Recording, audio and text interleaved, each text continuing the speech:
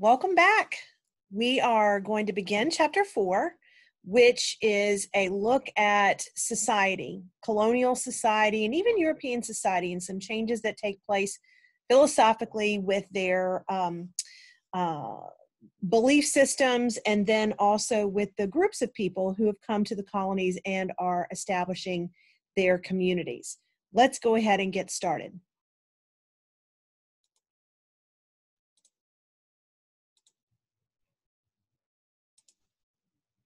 Notice the time period here, 1720 to 1763.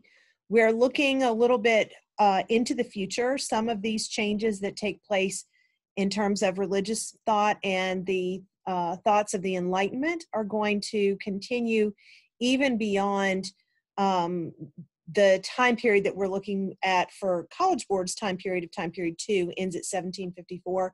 But a lot of these changes and a lot of these movements of people into the colonies will continue later into the 1760s.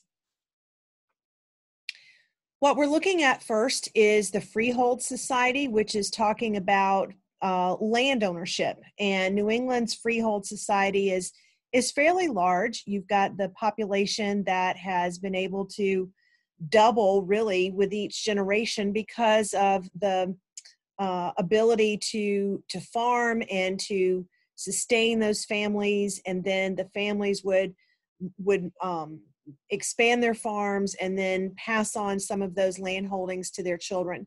So what we're looking at is the movement here within the Freehold Society, and really the roles within the family. And the men would have some sort of responsibility with their jobs outside the home, or whether it was the heavy mechanical farming that was taking place.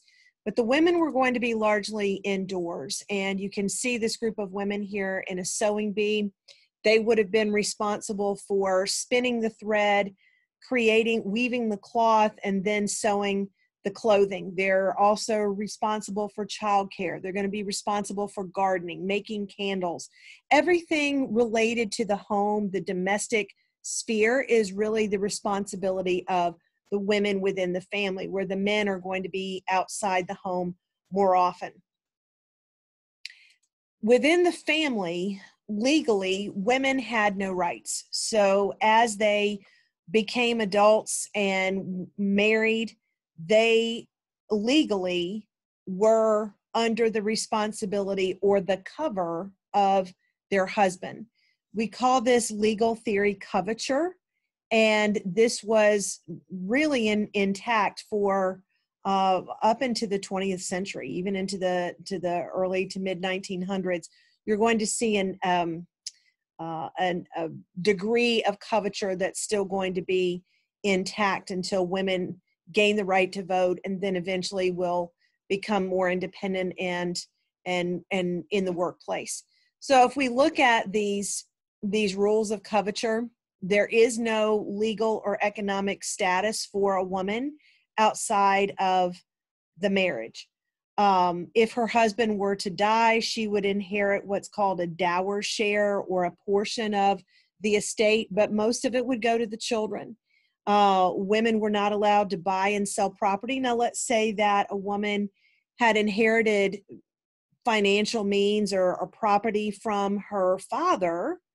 Then when she entered into marriage, that all became the property of her husband, and she would have no say-so in how that was managed.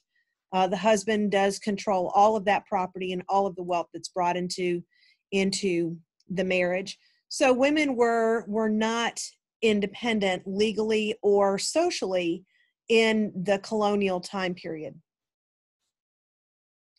In the middle colonies, we're going to see a lot of diversity. We've mentioned this before, and the middle colonies would have included New York, New Jersey, and Pennsylvania. Those were the mid-Atlantic colonies, those that were acquired by the British from the Dutch when they took over New Netherland from the governor there, Peter Stuyvesant. And we talked about that. It really was not in the best interest of the Dutch to fight over these colonies that were not really providing them with an enormous amount of wealth. They were wealthy in their own right, and there weren't a lot of Dutch settlers who lived there to begin with.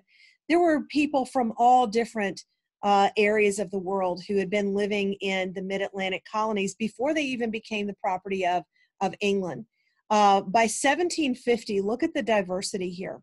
Not one of these ethnic groups controlled more than 50% of the population. That's significant, because if no one group controls the majority of the population, then no one group can force their will on anyone else. We're talking about a democratic society, then that's not possible. So with diversity actually becomes more equality. And that's going to be one of our key discussions here today. So in the middle colonies, you can definitely see the breakdown here. Now, certainly you've got more English than you have other nationalities. And these would have been the people who had lived here prior to colonization. So they're of English descent would have been slightly more than 50%, but many of these were recently immigrated to the middle colonies. So you didn't really have this old school group of people who were controlling all of the society. This is another look at the changes within the various European countries, and you can see that when we're looking at the migration of people from Spain to the colonies, you've got the European colonists who are coming. You really don't see a huge transition there when we get into the 1740s into the 1760s in terms of numbers. That doesn't really change dramatically. Look at the Portuguese changes. There's a dramatic shift in the numbers of Africans that are brought into the transatlantic trade during that time from Portugal. But definitely look at the British transition. Not only are we seeing larger numbers of Africans brought in to North America, but we also see an uptick in the British colonists that are going to be arriving from 1640 to 1760. That would be at about the time when the New England colonies were taking off, and we know that those urban centers became quite prominent and a destination for many people to travel to. In France, we don't see in this early period many settlers coming to New France. We talked about that before, that they were more or less fur traders who were in the backcountry trading with natives, but not really creating permanent settlements. And same thing with the Dutch. We don't see large numbers of people from the Netherlands migrating to start new lives in North America. And that's because economically the Netherlands were thriving and there was really no reason for people to leave in large numbers. Those who did come from other areas to the English colonies, notice where they're settling. If we look at this particular map here, we've got German immigrants, Scots-Irish, and we can see that they're going to be in the backcountry in this Appalachian Mountain region.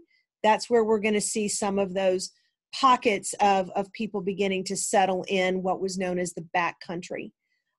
German immigrants were coming to North America in large numbers because of resentment with forced military service. Sometimes there were beginning to be new rivalries breaking out and new fights for political control within Germany that was prompting people to want a new start, more economic opportunity. The Scots-Irish were immigrating to North America from Ireland. These had been Scottish immigrants who had gone to Ireland, and they too were being persecuted in Ireland as it was taken over by England. And in that whole conflict with between Ireland and England, the Scots-Irish in large numbers immigrated to North America. And you can see that they're going to be primarily in the backcountry. If we break this down by time period, it's roughly even here between 1710 and 1719, but then we start to see an uptick in the numbers of people who are immigrating to the colonies over time. And definitely these Scots-Irish are coming in at this time. It's not necessarily the potato famine. That doesn't come until later, but they're coming now because of the intense fighting that is happening in Ireland that's forcing them out. The main focus that we want to look at today is the new ideas that are also brought in the transatlantic trade. So we've talked about transatlantic trade of goods, the transatlantic slave trade, but we also want to talk about the transatlantic trade of ideas. And that helps with productivity. A lot of it has to do with transportation. We have more transportation crossing the Atlantic. Far more ships have been built, largely due to the requirements of the Navigation Acts. We've got British ships that are bringing items. I believe it talked about that there were over 500 ships a day that were landing in some of the port cities along the Atlantic. But then we also have more interconnected travel between the colonies. And notice that this Great Wagon Road is connecting the mid-Atlantic here near Pennsylvania, New Jersey, all the way down into the Carolinas. And it's running roughly through the backcountry where we've got the Scots-Irish that are living. And so as news or information comes into these ports, it's traveling into these interior regions of the English colonies with greater speed than they've ever happened before, and it's largely due to the colonial transportation.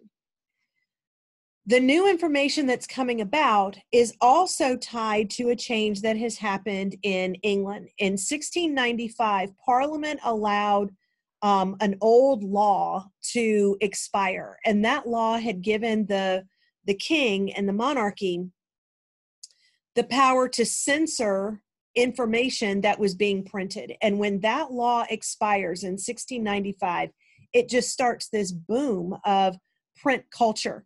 People start to write more newspapers and pamphlets and books and things about more open ideas related to science and new ideas, new Enlightenment ideas that are being promoted, and then also challenging some of the old traditional ways that may not have been favorable for some people. Now they're able to speak out about it through what they're writing.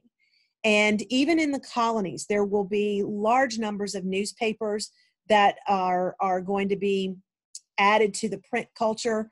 The Pennsylvania Gazette, that's going to be the newspaper. Here's the Pennsylvania Journal. The Pennsylvania Gazette was actually a publication of Benjamin Franklin. The New York Mercury was one of the really famous newspapers of the colonial era. You've got the Boston newspaper, the Maryland Gazette. All of these colonies, all of these major cities would have had their own newspapers that were filtering ideas out to the public. We've also got here Poor Richard's Almanac. Poor Richard was actually Benjamin Franklin. And this was a yearly publication that came out with, it was intended for farmers looking at the upcoming year and different ideas of when to plant certain things and updated information for farming.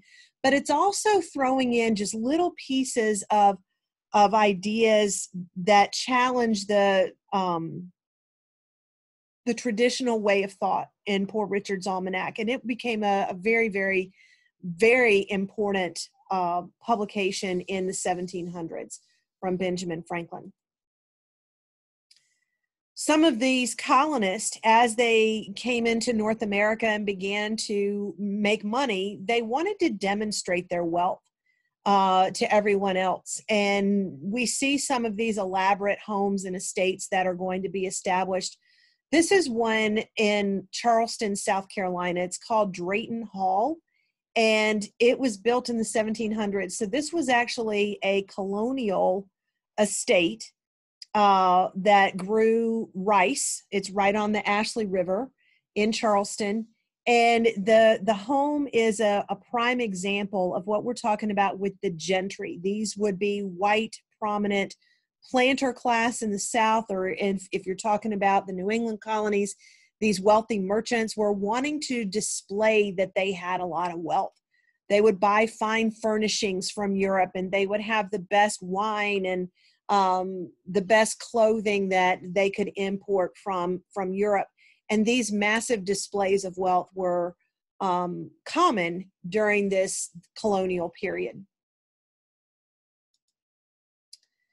The European Enlightenment, this chart is something that I want you to pause this video and I want you to sketch this chart in your notes, because we will continue to come back to this over and over and over again throughout our course in U.S. history. And this is the social contract theory that was first proposed by John Locke. So John Locke was an English philosopher who wrote about government and ideas of government and challenged this traditional notion of the divine right of kings. He didn't believe that kings got their birthright from God. He believed that governments should be created and should gain their power from the people who they're governing. And he wrote about this in his famous book, The Two Treatises of Government, in 1690. So let's look at this chart. That's so important. All right. So this is called the social contract theory. A contract is an agreement by two parties. If we enter into a contract where I'm going to sell my house to you, then you agree to pay me a certain amount of money and I agree to hand over the title of my house to you, right? That is a contract that we have agreed to.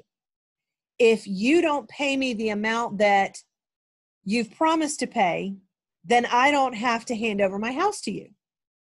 And if you pay the amount of money that's been promised, but I alter or I change the house or I destroy a part of it, then that's not living up to what I'm obligated to in this contract, and therefore you deserve to get your money back. All right, so let's look at how this is set up. So this is the government. Let's pretend here that this would be a king.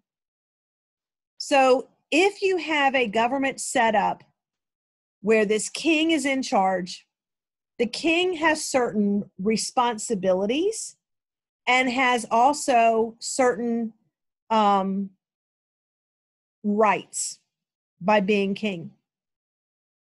So what the king is supposed to do is supposed to protect the people who the king is governing. All right, you're supposed to protect their rights as individuals, whether that's safety, whether that is individual rights. The government, in this case, the king, has that responsibility. And in return, the people are supposed to, as part of this contract or agreement, follow the laws that are set by the government. So they give the power to the government, and they know that they're going to be expected to follow the laws that they've trusted the government to create in order to protect their rights.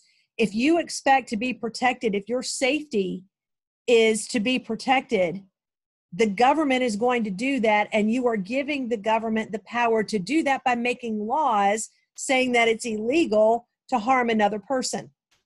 Okay, so we've got rights and we have responsibilities. People have the right to feel protected and safe. They have the responsibility to follow the laws. The government has the right to create laws and the responsibility to protect the people. Now, let's say that this government begins to abuse its power. The people have given power to the government, but the government goes too far. Under John Locke's social contract theory, when the government abuses the power, right? Notice this arrow. So where there is an abuse of power, then the people have the right to replace or overthrow the government. Let's fast forward to the American Revolution. This is exactly the justification that the colonists will use to break away and declare independence and create their new government. They believe that the king has gone too far and is abusing his power with unfair taxation, and therefore they have the right to overthrow that government. Rights and responsibilities in both parties entered into a contract. So I hope that makes sense. We will spend a little bit more time with that in class. But I just wanted to make sure that you pause this and make sure that you sketch this out, because we will talk about this cycle of rights and responsibilities many, many times during the course of U.S. history. So these ideas, these Enlightenment ideas, come from Europe, and they're written about and distributed. Those writings about right, the two treatises of government and people's ideas about this, because of the lapse in the Parliament's law that is able to censor material or literature. After 1695, this is just widespread. People are reading about this. They're hearing about this. So this is a direct challenge to the divine right of kings, right? This is saying, no, people are giving kings their power, not God. Benjamin Franklin is probably the best example of an Enlightenment thinker in America. The other Enlightenment thinkers, when we think about the scientific Enlightenment with Copernicus and some of the other scientists, those are all European thinkers. Benjamin Franklin is the best example of an American Enlightened thinker. He had fairly common beginnings. He was born actually in Boston, was an apprentice to a printer, and then as an adult, he moves to Philadelphia, starts his own printing press, and begins to invent. He invents bifocal lenses where you can see distance through one part of your glasses and up close in another part. And then his work with electricity. He's a printer. These ideas in Poor Richard's Almanac, like we talked about, he becomes quite famous throughout the colonies and throughout Europe as well as being an Enlightened thinker. He is also a deist. And what it means to be a deist is that you believe in a creator, but you don't necessarily believe that God is continuing to orchestrate what's going on in the world. Okay, so it's almost like the creator creates the world and then steps back and then let nature take its course and let people direct what's happening there. So that's kind of the idea of a deist. And Benjamin Franklin was one of the more famous American deists. Thomas Paine, who will write the famous book Common Sense that we'll look at in the next couple of weeks, was a deist. Thomas Jefferson was a deist. So this was kind of common among some of these more well-read and scholarly individuals in America. So it was a way of thinking. It was not necessarily a religion. And so this was the practical work in Poor Richard's Almanac. It all comes out here in his writing. When you have the Enlightenment and the deist, that's challenging the authority of the religious leaders. Now think about communities like Boston, communities throughout the Massachusetts colony, that's all founded on Puritan ideals, the city upon a hill, that you have to follow along in lockstep with one another, with what the church is mandating, that how you act, how you behave, how you work in the community. And this is challenging those ideas because it's more of an independent type of thought, and there's a response to it. So these pietists become very pious, meaning that they're going to really focus on emphasizing good behavior and emotional worship that counteracts the more scientific, less religiously structured approach of the deist. So look at what Benjamin Franklin has to say. Here's my creed. I believe in one God, the creator of the universe, that he governs it by his providence, that he ought to be worshiped, right? So he's saying it's not that he doesn't believe in God, it's that he believes that creation has been left. It's not that God is manipulating things. You know, a lot of the Puritans believed, especially when we talked about Salem witch trials, that if bad things happened in your community, oh, you're being punished for something by God. That's not what the deists believe would be going on. So these pietists were the ones that are really trying to reemphasize what's happening in the spiritual lives in their community, and trying to make sure that they don't lose touch. So it's almost like these two forces are rivals. You've got the Enlightenment, the scientific thought of the Enlightenment, but then you have this other group of people who are trying to really reinforce a religious way of thinking. Maybe not necessarily through the strict structure of the Puritans. Maybe it's going to be some new approach. And that's what happens in the Great Awakening. So there's a revival of sorts, right? We're trying to revive this religious movement as people get so caught up in the material culture of making money in the colonies, they're not as devoted to the strict Puritan ideals of the church dictating and directing everything that's going on in the community. So these revivals begin in New England. No accident there, because you've got these Puritan ministers that want to kind of rein in their flock and protect the church. They're going to be called the Old Lights, right? The Old Lights are the very conservative, traditional ways of thinking. These ministers that are going to try to maintain their authority.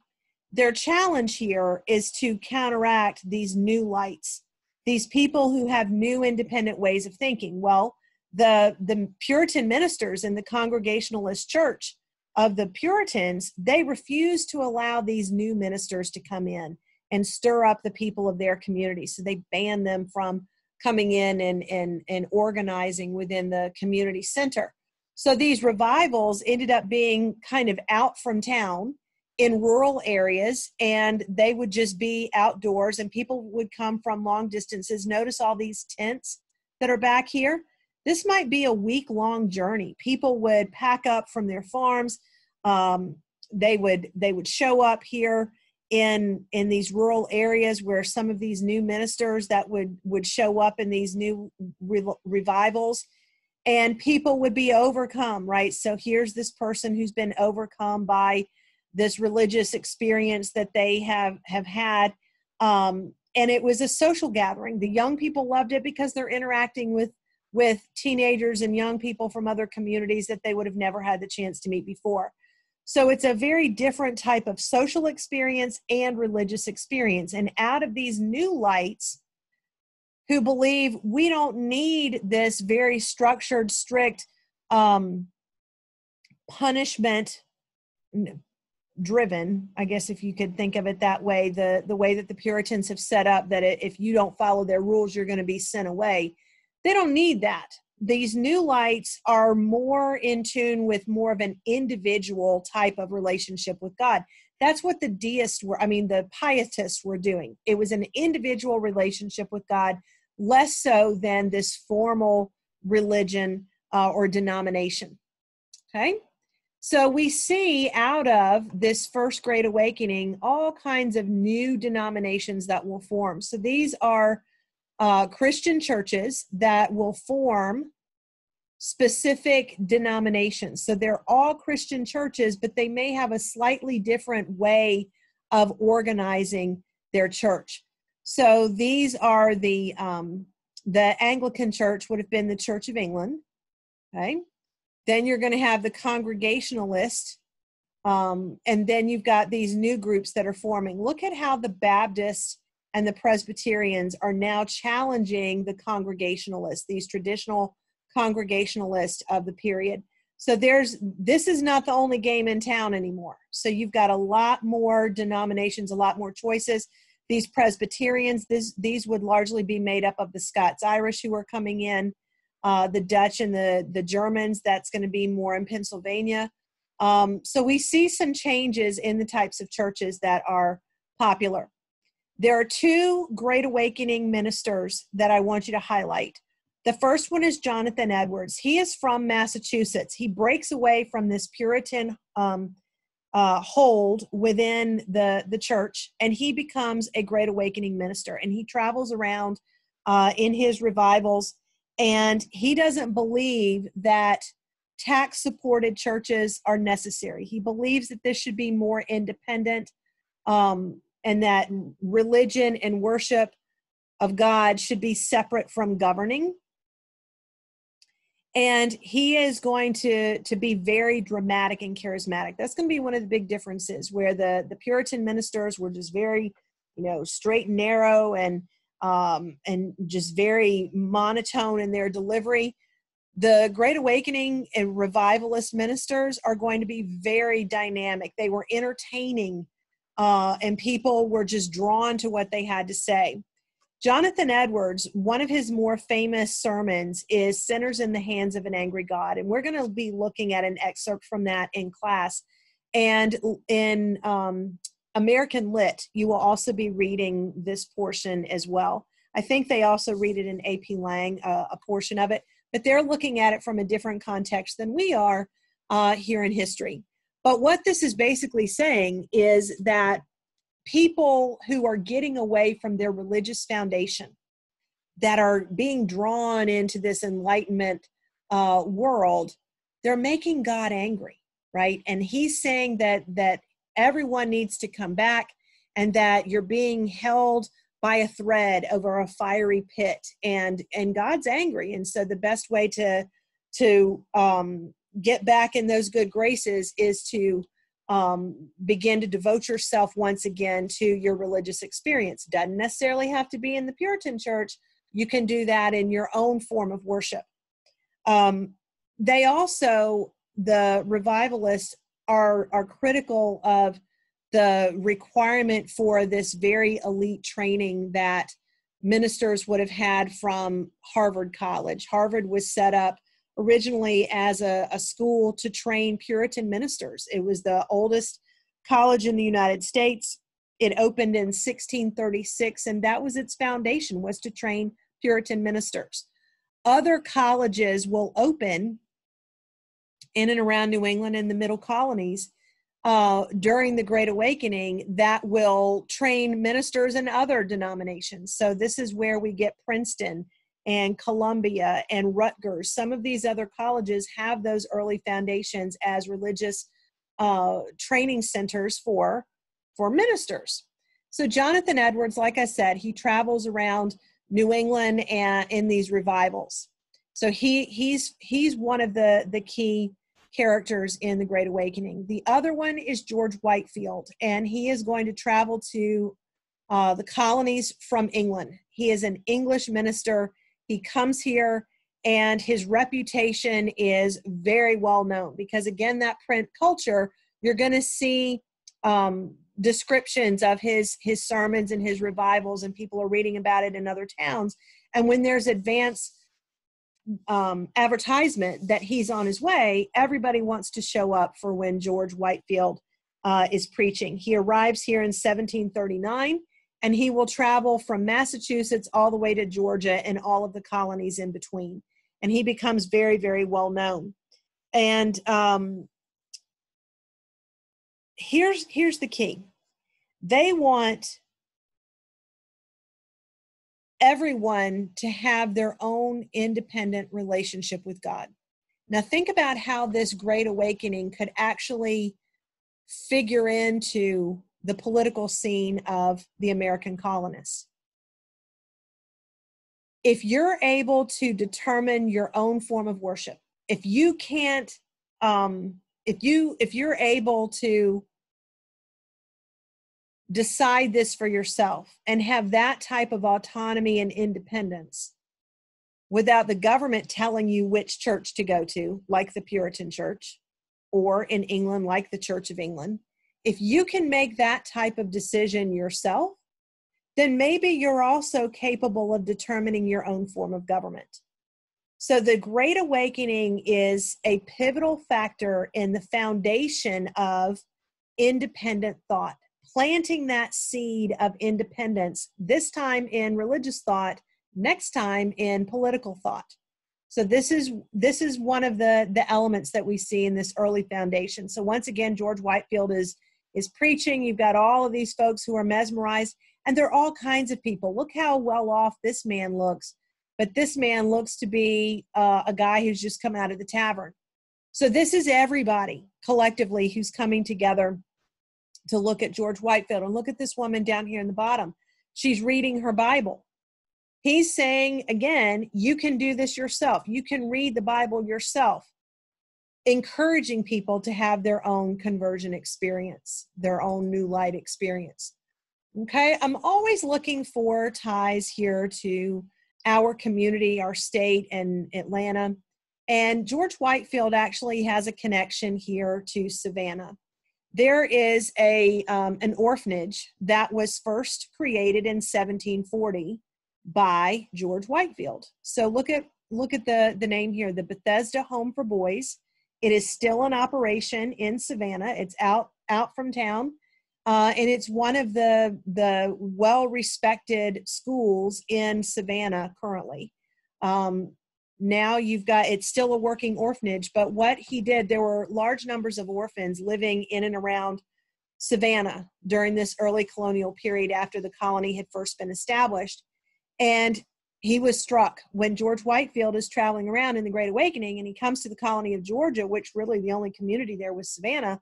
He was just struck by the number of orphans who were there. And he ends up getting a benefactor to help fund this orphanage that he created. And it's interesting that the benefactor, the person who puts up the money and helps to finance this, was actually Benjamin Franklin. So you've got Benjamin Franklin, who is an Enlightenment icon, with a Great Awakening minister working together for this common cause within a community. And I think that's interesting because we think of somewhat the Great Awakening and the Enlightenment as being rival ideas, right? This scientific reason of the Enlightenment being challenged by religious thought of the Great Awakening, and how they're rivals with one another. But they come together here at the Bethesda Home for Boys. And when you go there, it's this beautiful campus, and it's a working farm. So the boys would work, and this was how it was first established. They would work in the community or work on this farm, sell the goods in the community, and it was helping to self-sustain the orphanage. Today, it has been taken over, or is run by the Georgia Baptist Convention, or the Baptist Churches of Georgia continue to fund Bethesda and keep it in operation today. So when you go, this is the entrance to the school. It's a school and an orphanage at the same location. And so you go into this archway, you've got those really, really old live oaks, and you go down that main road, and then there's the chapel. Notice it's called the Whitefield Chapel. No accident, because that's George Whitefield's foundation for this particular orphanage. And I'd never heard of it before, but you'll find this out. I'm a huge college football fan. And if any of you watch college football, which I hope that we're going to have this year, but on Saturday mornings, College Game Day comes on, and I love College Game Day. And they sometimes do these player spotlights where they talk about the family or a backstory or something unique about a particular player. And it's like a 5 to 10 minute segment or story on College Game Day about a player that they're highlighting in the upcoming game. And one of the segments, this has been years ago, my Georgia Bulldogs were playing, and they were highlighting one of the Georgia players, DeMarcus Dobbs. And it turns out that DeMarcus Dobbs lived at the Bethesda Home for Boys. He and his brother ended up here. They had been in foster care for a period of time. They ended up at the Bethesda Home for Boys. And he talked about in this story how this particular place had really given him his foundation. And DeMarcus Dobbs, he leaves the University of Georgia. He goes on to the NFL. He plays for I think it was the Seattle Seahawks, maybe somebody else. But anyway, he goes to the Super Bowl, and he continues to come back and is one of the spokesmen for the Bethesda Home for Boys today, and how this has given him his start, that it helped him to have a foundation, a good solid education, and values and work ethic and that kind of thing. So it was really a heartwarming story. And then the next time that I went to Savannah, I wanted to go and see this place. And so this is what we found when we showed up at Bethesda. It's a beautiful campus, still a working farm today. So there is, we're going to stop there. Now this next section actually goes with Unit 3. So the French and Indian War is not part of this unit. So we are going to stop there for today. So Chapter 4 is really about the social changes that are beginning to take place with the Great Awakening and the Enlightenment that come about because of print culture expanding, where you've got more opportunity for ideas to expand. Hope that helps. And as always, ask questions, and I will see you soon.